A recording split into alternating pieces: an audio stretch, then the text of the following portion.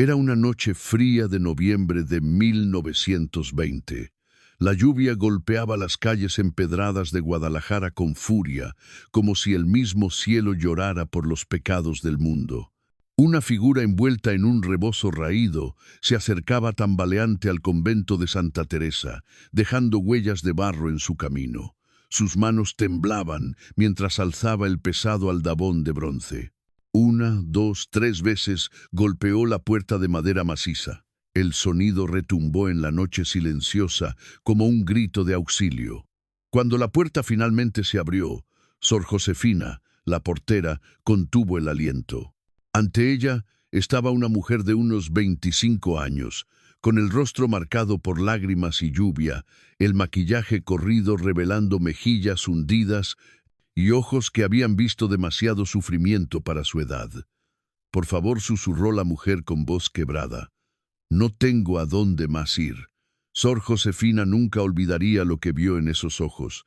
No era solo desesperación, era algo más profundo. Era el último suspiro de un alma que se negaba a rendirse. Lo que nadie en ese convento imaginaba era que aquella mujer empapada, que olía a alcohol y perfume barato, estaba a punto de cambiar para siempre la historia de esa comunidad religiosa. Su nombre era Rosa. Y su historia es una de las más impactantes que escucharás sobre redención, perdón y el poder transformador de la fe. Pero antes de continuar, si estas historias reales tocan tu corazón, regálame un like y suscríbete para más contenido así. Y ahora sí, comencemos desde el principio. Rosa María Contreras había nacido en 1895 en un pequeño rancho cerca de Lagos de Moreno, Jalisco. Su infancia, aunque pobre, había sido feliz. Su madre, Guadalupe, era una mujer profundamente religiosa que todas las noches le contaba historias de santos y ángeles mientras le trenzaba el cabello negro azabache. «Mija», le decía su madre, «recuerda siempre que Dios nunca abandona a sus hijos, sin importar qué tan oscuro se ponga el camino». Rosa crecía rodeada de amor, ayudando a su madre a vender tortillas en el mercado del pueblo, cantando en el coro de la iglesia, soñando con algún día ser maestra o tal vez enfermera. Su padre había muerto cuando ella tenía 5 años, pero Guadalupe se las arreglaba para sacar adelante a sus 3 hijos. Todo cambió en 1910, cuando Rosa tenía 15 años. La Revolución Mexicana estalló como una tormenta que arrasaría México durante la próxima década. Las tropas federales y revolucionarias pasaban constantemente por su región, requisando alimentos, ganado y a veces cosas mucho peores. Una tarde de octubre, mientras Rosa regresaba del pozo con 2 cántaros de agua, escuchó gritos provenientes de su jacal. Dejó caer los cántaros y corrió. Lo que encontró al llegar marcó el fin de su inocencia. Su madre yacía en el suelo de tierra, su vestido desgarrado, sangre brotando de su cabeza. 3 soldados federales se alejaban a caballo, riendo, llevándose las pocas gallinas que tenían y el pequeño cofre donde guardaban sus escasos ahorros. Guadalupe murió esa noche en brazos de Rosa, susurrando con su último aliento: «Perdónalos, mija. Dios, perdona». Rosa se quedó sola. Sus hermanos menores habían sido enviados con una tía a Aguascalientes meses antes, cuando la violencia se intensificó. Ella había insistido en quedarse para cuidar a su madre. Ahora, a los 15 años, se encontraba completamente sola en un mundo que se desmoronaba. Los primeros meses después de la muerte de su madre, Rosa intentó sobrevivir vendiendo lo poco que quedaba. Pero en tiempos de revolución, nadie compraba tortillas cuando apenas había maíz para comer. El hambre comenzó a ser su compañera constante. Fue entonces cuando conoció a Marcelina, una mujer de 30 años, pintada y perfumada, que llegó al pueblo con un grupo de soldados villistas. «Mira, muchacha», le dijo Marcelina un día, viendo a Rosa rebuscando entre la basura del mercado. «Eres bonita, podrías comer bien, vestir bien. Los hombres pagan buen dinero por una cara como la tuya. Rosa rechazó la oferta con horror inicialmente. Recordaba las enseñanzas de su madre, las tardes en la iglesia, las historias de santos y vírgenes. Pero el hambre es un enemigo implacable que erosiona incluso las convicciones más firmes. Después de 3 días sin probar alimento, con el estómago ardiendo de vacío y el cuerpo temblando de debilidad, Rosa aceptó. Su primera noche como mujer de la vida galante fue en un campamento villista cerca de Torreón.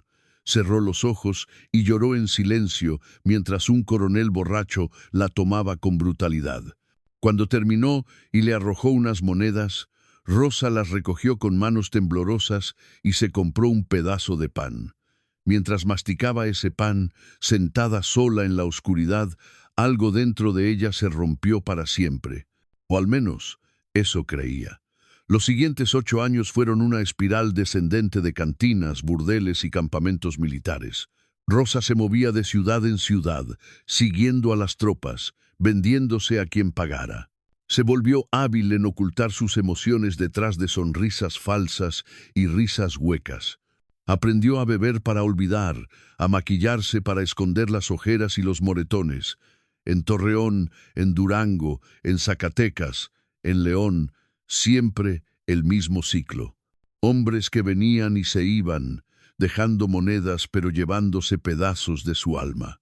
Sus compañeras en el oficio se volvieron su única familia. Mujeres como ella, muchas con historias similares de orfandad, violencia y desesperación. Juntas se protegían de los clientes violentos, se cuidaban cuando alguna enfermaba, compartían el tequila que ayudaba a olvidar. Pero había noches, cuando el alcohol no era suficiente para silenciar su mente, en que Rosa recordaba.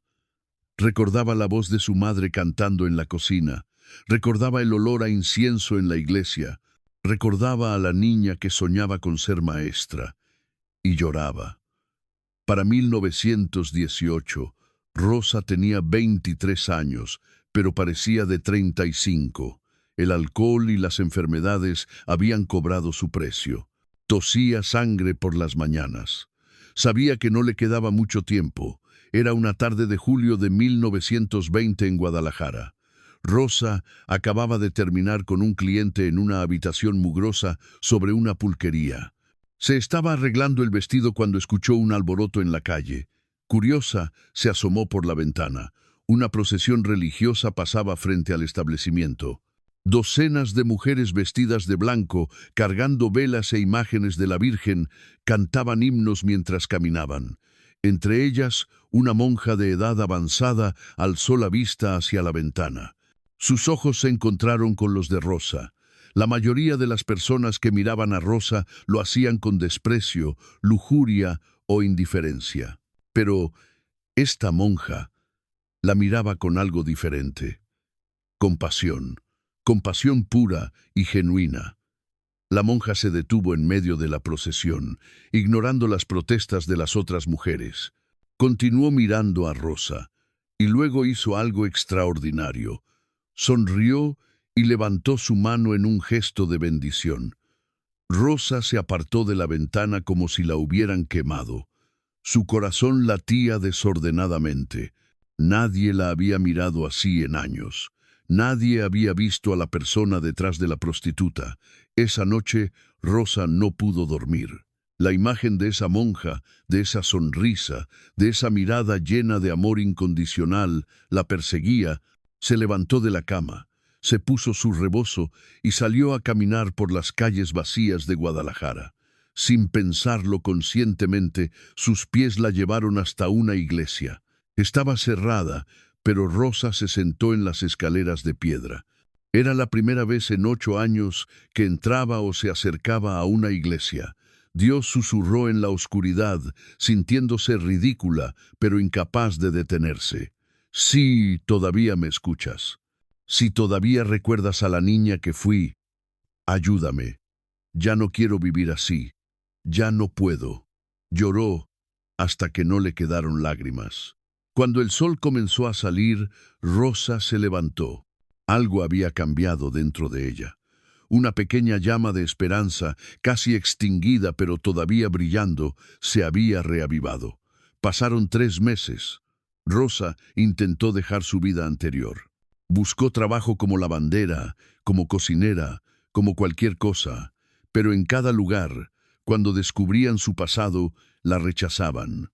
Las mujeres respetables la escupían. Los hombres asumían que todavía estaba disponible. Volvió a su antigua vida, pero ahora era diferente. Cada cliente era una tortura. Cada noche era un infierno. El alcohol ya no era suficiente para adormecer el dolor. Fue entonces, en esa noche lluviosa de noviembre, cuando Rosa finalmente llegó al punto de quiebre. Un cliente la había golpeado brutalmente, dejándola sangrando en un callejón.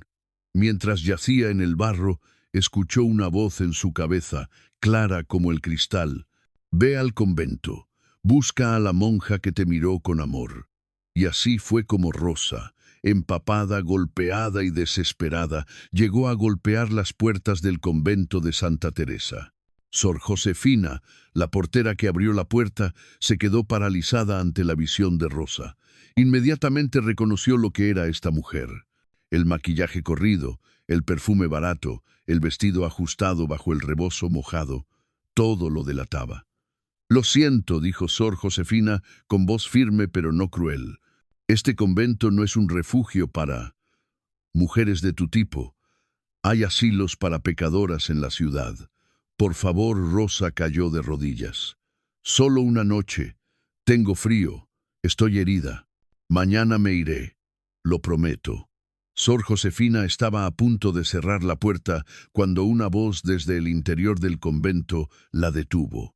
«Josefina, ¿quién golpea a estas horas?» Era Madre Guadalupe, la superiora del convento. Una mujer de 60 años, de rostro severo pero ojos bondadosos, que se acercaba portando un candil. Cuando la luz del candil iluminó el rostro de Rosa, Madre Guadalupe se detuvo en seco. Rosa la reconoció inmediatamente. Era la monja de la procesión, la monja que la había mirado con compasión.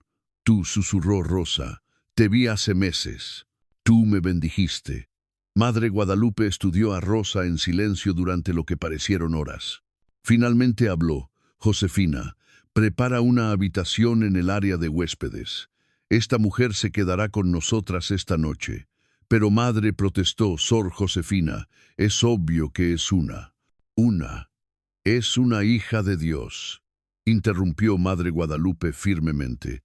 «Como tú, como yo, como todas nosotras. Y está herida y necesitada. ¿No nos enseñó Cristo a recibir al extraño y al afligido?» Esa noche, Rosa durmió en una cama limpia por primera vez en años. Madre Guadalupe personalmente le trajo sopa caliente y le curó las heridas. No hizo preguntas, no juzgó, simplemente cuidó. A la mañana siguiente, como había prometido, Rosa se preparó para irse. Pero Madre Guadalupe la detuvo. «Quédate unos días más. Descansa. Sana». «No merezco su bondad, madre», dijo Rosa con voz quebrada. «Si supiera las cosas que he hecho». «Dios ya conoce todo lo que has hecho», respondió Madre Guadalupe suavemente. «Y aún así te ama. ¿Quién soy yo para hacer menos?» Rosa se quedó. Un día se convirtió en una semana en 2. Ayudaba en la cocina, en el jardín, en la lavandería. Las demás monjas la trataban con cautela y desconfianza, pero Madre Guadalupe la defendía constantemente. Fue durante la 3ª semana cuando Rosa reunió el coraje para confesarle a Madre Guadalupe su deseo más profundo. «Madre, yo quiero cambiar, quiero ser diferente, quiero». Se detuvo, sintiendo la enormidad de lo que estaba a punto de decir. «Quiero ser como ustedes. Quiero servir a Dios». Madre Guadalupe cerró los ojos, como si estuviera orando. Cuando los abrió, había tristeza en ellos. «Rosa, querida niña, no sabes lo que significa para mí escucharte decir eso. Pero debo ser honesta contigo. El camino que propones es casi imposible. Nuestra orden tiene reglas estrictas. Las novicias deben tener reputación intachable. Cuando las demás hermanas sepan tu pasado, entonces no les digas, suplicó Rosa. Por favor, déjeme intentarlo. Le prometo que seré la mejor novicia que haya tenido. Trabajaré más duro que nadie. Rezaré más que nadie. Solo. Deme una oportunidad. Madre Guadalupe suspiró profundamente. Haré lo que pueda, pero debes entender que no depende solo de mí. El obispo debe aprobar cada novicia. Y si él descubre, haré lo que sea necesario. Rosa tomó las manos arrugadas de Madre Guadalupe entre las suyas. Lo que sea. Durante 2 meses, Rosa vivió como novicia en el convento de Santa Teresa. Se levantaba antes que todas para limpiar la capilla. Rezaba el rosario 3 veces al día. Estudiaba las escrituras con una intensidad que sorprendía incluso a Madre Guadalupe. Había cambiado su nombre a María Magdalena en honor a la santa patrona de las pecadoras redimidas. Su cabello, antes largo y oscuro, había sido cortado según la tradición. Vestía el hábito blanco de las novicias con orgullo y humildad. Las demás monjas, 16 en total, habían comenzado a aceptarla, aunque algunas todavía mantenían distancia. Sor Josefina, en particular, parecía observarla constantemente, como esperando que cometiera algún error. Todo colapsó un domingo de marzo. El padre Sebastián, el confesor del convento, había venido para las confesiones mensuales. Rosa, ahora Sor María Magdalena, esperaba su turno con el corazón acelerado. ¿Debía confesar su pasado completo? Madre Guadalupe le había aconsejado discreción, pero Rosa sentía que mentir, incluso por omisión, no era el camino correcto. Cuando entró al confesionario, comenzó a hablar. «Perdóneme, padre, porque he pecado. Han pasado muchos años desde mi última confesión». Y entonces, en un torrente de palabras entrecortadas por lágrimas, Rosa confesó todo. Cada noche de pecado, cada cliente, cada botella, cada acto que la perseguía en sus pesadillas. El silencio del otro lado del confesionario era absoluto. Finalmente, el padre Sebastián habló, su voz temblorosa de shock e indignación. «¿Y te atreves a presentarte como novicia, a profanar este lugar sagrado con tu presencia? Padre, yo he cambiado, he sido lavada por la gracia de...» «¡Silencio!», su voz retumbó. «Esto es una abominación. Esperarás aquí mientras hablo con la Madre Superiora». Lo que siguió fue una tormenta. El padre Sebastián convocó a una reunión de emergencia con Madre Guadalupe y las hermanas del consejo. Su voz se escuchaba a través de las paredes. «Una prostituta. Han permitido que una ramera viva entre ustedes. Vista el hábito sagrado. Esto es un escándalo que manchará la reputación de esta orden para siempre». Sor Josefina aprovechó para revelar sus propias sospechas. «Madre Guadalupe, yo había sospechado desde el principio, la forma en que llegó, su apariencia, pero usted insistió en protegerla». Las voces se alzaban, unas a favor de expulsar a Rosa inmediatamente, otras pidiendo compasión. Pero el padre Sebastián fue inflexible. «Ya he enviado palabra al obispo. Esto debe ser investigado formalmente. Esta mujer debe ser removida antes de que cause más daño». Rosa escuchaba todo desde la capilla, arrodillada frente al altar. Había apostado todo a esta oportunidad de redención y ahora la estaba perdiendo. Las lágrimas caían sobre sus manos entrelazadas mientras rezaba. «Dios mío, si este no es tu plan para mí, ayúdame a aceptarlo. Pero si todavía hay esperanza, por favor, no me abandones ahora». Una semana después, el obispo Martínez llegó al convento. Era un hombre de 70 años, tradicionalista y estricto, conocido por su celo en mantener la pureza de las órdenes religiosas bajo su jurisdicción. La investigación fue exhaustiva y humillante. Rosa tuvo que repetir su confesión ante él, ante Madre Guadalupe y ante el padre Sebastián. Cada detalle de su pasado fue examinado, cuestionado, juzgado. El obispo escuchó en silencio, su rostro impasible. Cuando Rosa terminó, él simplemente dijo: «Retírate. El consejo deliberará».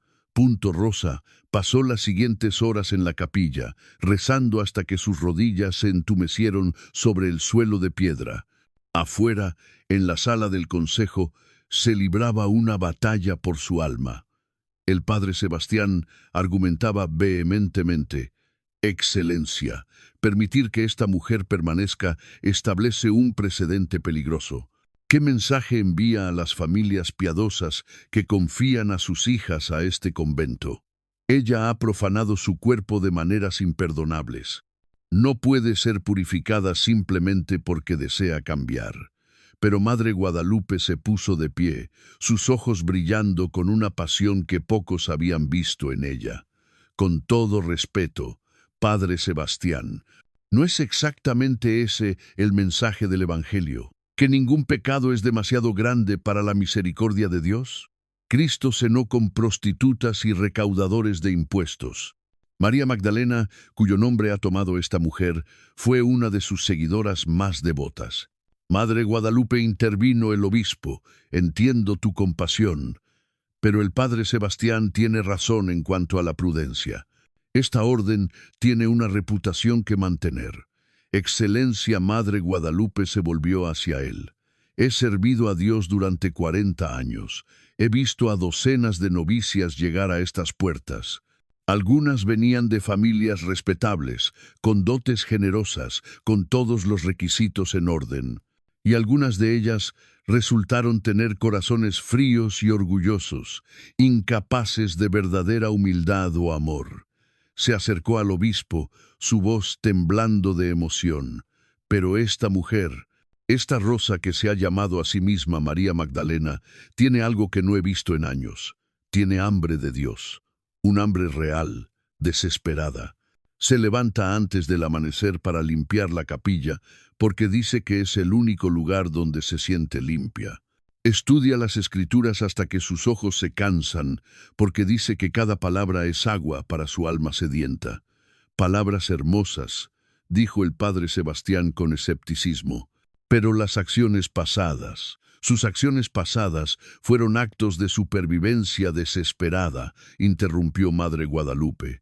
Era una niña cuando su madre fue asesinada, una niña sola en medio de una guerra. ¿Cuántos de nosotros podemos decir con certeza que habríamos actuado con más virtud en las mismas circunstancias? El obispo se reclinó en su silla, pensativo. Y sin embargo, madre, las reglas existen por razones. Si hacemos una excepción aquí, ¿dónde trazamos la línea? Madre Guadalupe tomó un gran respiro. Lo que estaba a punto de decir podría costarle su posición, pero sabía que era lo correcto. Excelencia, voy a compartir algo que nunca he revelado a nadie fuera del confesionario. Antes de entrar a este convento hace 40 años, yo también tuve un pasado del cual me avergonzaba. El silencio en la habitación era absoluto. Madre Guadalupe continuó. No era prostituta, pero era soberbia, cruel y vanidosa. Usaba mi belleza para manipular a los hombres. Rompí un compromiso matrimonial, dejando a un buen hombre en ruinas. Robé dinero de mi padre para gastar en lujos. Era, en muchos sentidos, moralmente corrupta. Lágrimas corrían por sus mejillas arrugadas.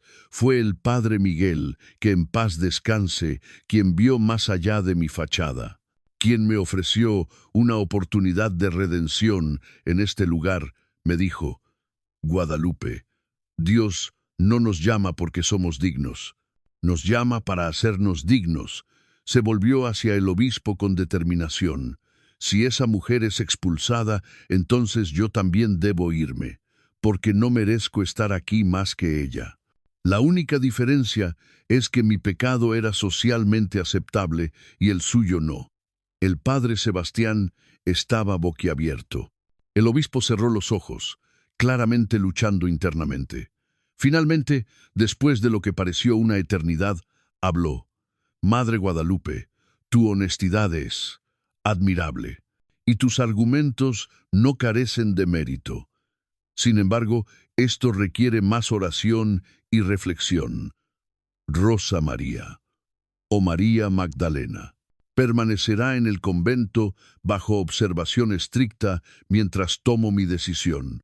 Regresaré en un mes con mi veredicto final.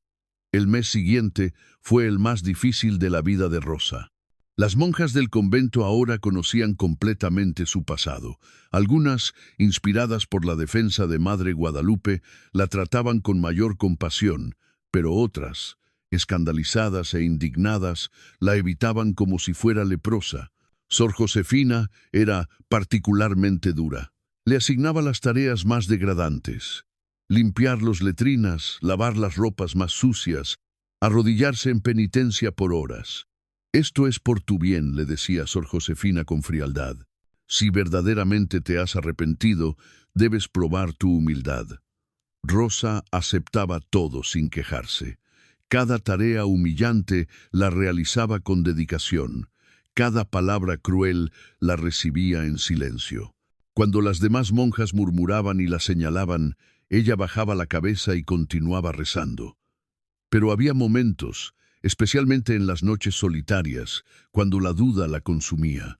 Acostada en su celda austera, mirando el techo, Rosa se preguntaba si estaba haciendo lo correcto.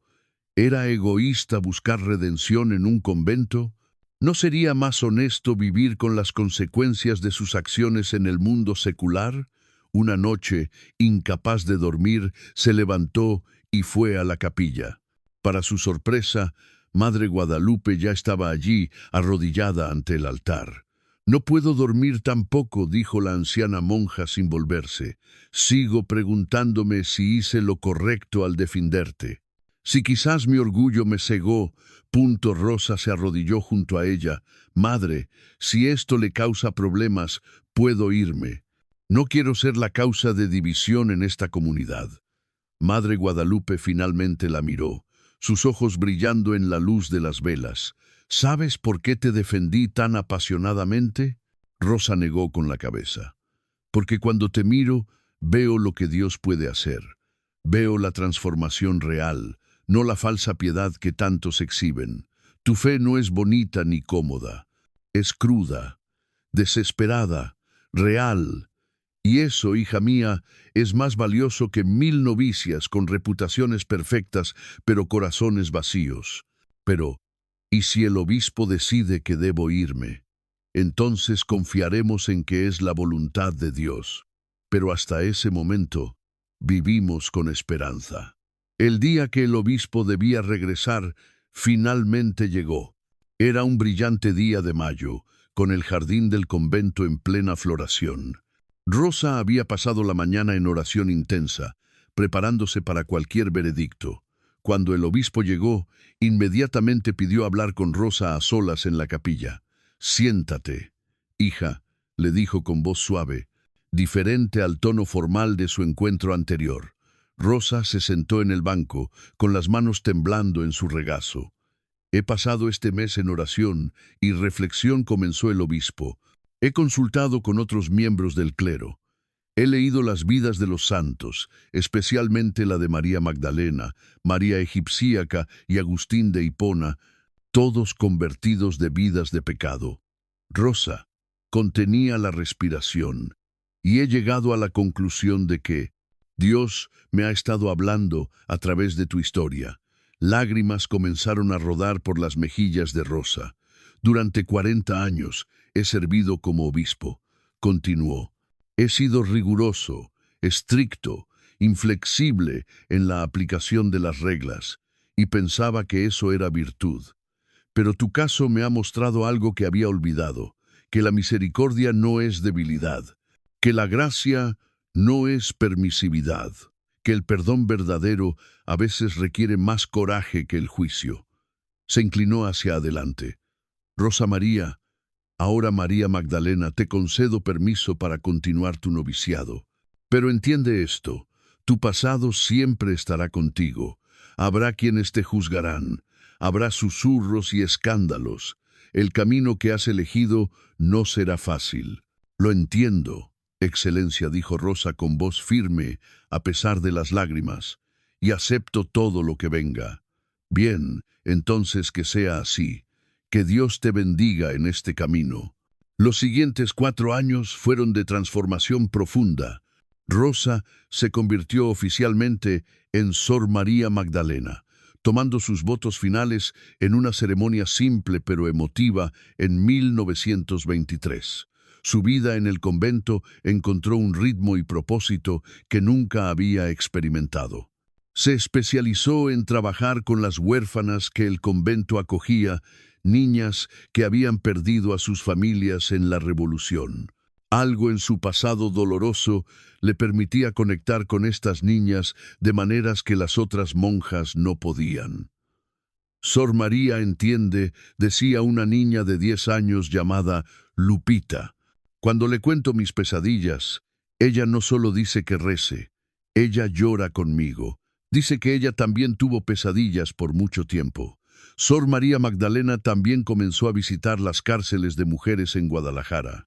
Con el permiso de Madre Guadalupe y el obispo, iba 2 veces por semana a hablar con las mujeres encarceladas, muchas de ellas prostitutas como ella había sido. Las primeras veces que entró a esa cárcel, el olor a humedad y desesperación casi la hizo huir. Los rostros de las mujeres, golpeadas, enfermas, sin esperanza, eran espejos de lo que ella misma había sido. ¿Quién es usted para venir aquí a juzgarnos? Le espetó una mujer llamada Catalina la primera vez.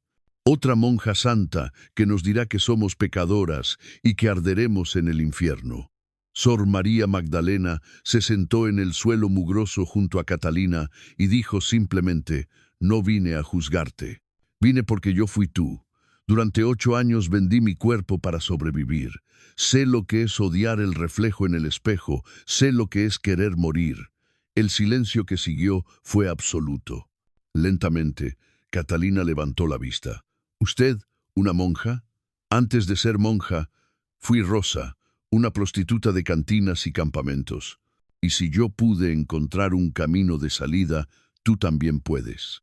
Esa fue la primera de muchas conversaciones. Algunas mujeres la rechazaron, otras se burlaron, pero unas pocas comenzaron a escuchar, a confiar, a creer que tal vez, solo tal vez, había esperanza. María Cristina fue una de ellas. Una joven de 19 años, encarcelada por robo después de huir de un burdel, ella se convirtió en la protegida de Sor María Magdalena.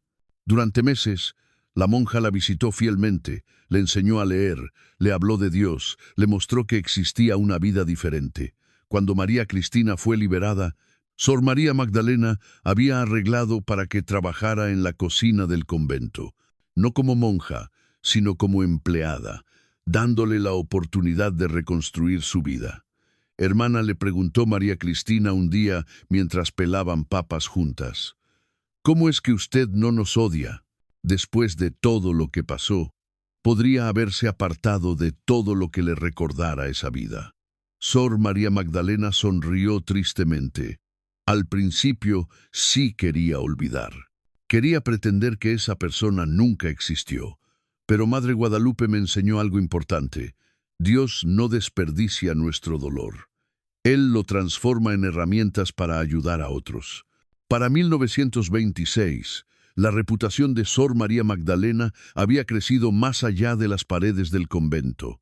Su historia se había difundido, primero en susurros, luego en conversaciones abiertas. Algunas personas la condenaban, pero otras la buscaban precisamente por su pasado. Mujeres atrapadas en la prostitución comenzaron a llegar al convento preguntando por la monja que solía ser como nosotras. Madre Guadalupe, viendo una oportunidad, estableció una Casa de la Magdalena, anexa al convento, específicamente para albergar a mujeres que querían dejar la vida de la calle. No era fácil. Muchas mujeres llegaban solo buscando comida y refugio temporal, sin intención real de cambiar. Algunas robaban y huían, otras caían de nuevo en sus viejos hábitos, pero unas pocas, preciosas pocas, encontraban lo que buscaban. Sor María Magdalena trabajaba incansablemente, enseñaba oficios, costura, cocina, lavandería, pero más importante, enseñaba dignidad, les mostraba que eran más que sus cuerpos, más que su pasado. Escúchenme bien, les decía a las nuevas llegadas. Sé lo que están pensando, que son sucias, indignas, irredimibles. Yo pensé lo mismo durante años, pero estaban equivocadas, como yo estaba equivocada. En 1928 ocurrió algo extraordinario. El arzobispo de México, habiendo escuchado sobre el trabajo de Sor María Magdalena, vino personalmente a visitar la casa de la Magdalena. Era un momento crítico para la Iglesia en México, con la guerra cristera en pleno desarrollo, y el arzobispo buscaba historias de esperanza. Cuando conoció a Sor María Magdalena, le preguntó directamente: «Hermana, ¿es cierto que usted tiene el pasado que dicen?» «Sí, Excelencia. Cada palabra es verdad. Y sin embargo está aquí haciendo la obra de Dios. Extraordinario. Puedo preguntarle qué fue lo que finalmente la salvó». Sor María Magdalena pensó por un momento. «No fue una cosa, Excelencia. Fue una persona». Madre Guadalupe me miró y vio lo que yo podría ser, no lo que era. Ella me defendió cuando todos me condenaban. Me dio una oportunidad cuando no la merecía. Y eso cambió todo. El arzobispo visitó la casa de la Magdalena, habló con las mujeres, vio el trabajo que se hacía. Cuando se fue, le dijo a Sor María Magdalena: «Usted está haciendo el trabajo que Cristo mismo haría. Que Dios la bendiga abundantemente». Para 1930, Madre Guadalupe tenía 70 años y su salud se deterioraba. Una mañana de invierno, llamó a Sor María Magdalena a su habitación. «Hija mía», dijo con voz débil, «no me queda mucho tiempo. Y hay algo que necesito decirte. Madre, no hable así. Escucha. He vivido una vida larga y plena. Y de todas las cosas que he hecho, de todas las decisiones que he tomado, defenderte a ti fue la más correcta. Me has dado más alegría que cualquier otra cosa en mi ministerio». Lágrimas corrían por el rostro de Sor María Magdalena. «Yo no estaría aquí sin usted. Me salvó la vida». «No, querida Madre Guadalupe», sonrió débilmente. «Tú salvaste tu propia vida cuando tuviste el coraje de golpear esa puerta. Yo solo tuve el privilegio de abrirla». Madre Guadalupe murió 3 días después, en paz, rodeada de sus hermanas. Sor María Magdalena lloró como no había llorado desde la muerte de su madre. Pero también supo que el legado de Madre Guadalupe viviría a través del trabajo que ella continuaría. Los siguientes años vieron la casa de la Magdalena expandirse. Se abrieron casas similares en otras ciudades: León, Querétaro, San Luis Potosí, cada una dirigida por exprostitutas que habían encontrado redención y ahora ayudaban a otras. Para 1935, Sor María Magdalena tenía 40 años. Había dedicado 15 años al servicio religioso.